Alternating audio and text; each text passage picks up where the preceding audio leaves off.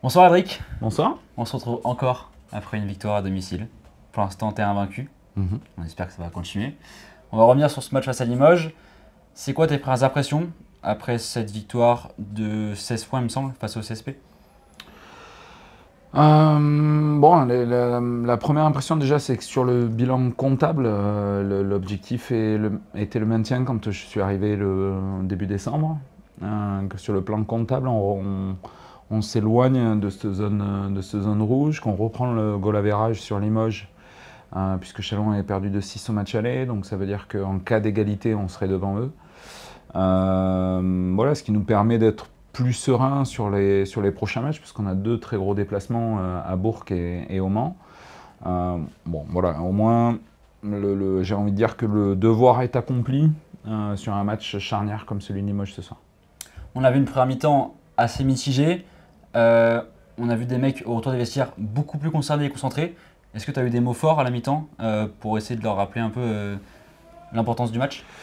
Non, je pense que c'est le contraire. Je pense qu'on avait cette importance de match un peu trop en tête. Un petit peu comme La Rochelle, où je nous sens jouer avec le frein à main, où je nous sens un peu...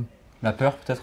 Je ne sais pas s'il y a une certaine peur, mais je nous sens un peu timorés, un peu là où à Saint-Quentin, bon, ben, sans Jamel, sans Lionel, finalement on joue parce Libéré. ouais, complètement libéré, complètement relâché. Là, je nous sens un petit peu plus tendu. On a des ballons perdus un peu stupides, un peu en retard.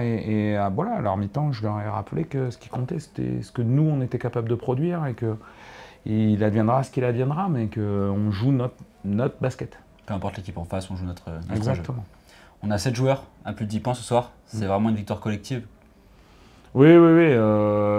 Bon, en plus, Doulé a été, donc Dusan Ristic, pardon, a été plus présent que ce qu'on pensait, puisqu'il a eu une intoxication alimentaire en début de semaine. Et on craignait un peu que ce soit très très difficile pour lui ce soir. Au final, il était meilleur que ce qu'on pouvait espérer. Un Olivier Cortal aussi qui a superbement joué ce match, un petit peu dans la continuité de ce qu'on avait vu à Saint-Quentin la semaine dernière. Et puis comme d'habitude, une équipe qui joue ensemble, qui défend ensemble, qui attaque ensemble. Et je pense qu'on l'a vraiment vu sur la deuxième mi-temps. Maintenant, il faut essayer de reproduire ça sur le long terme.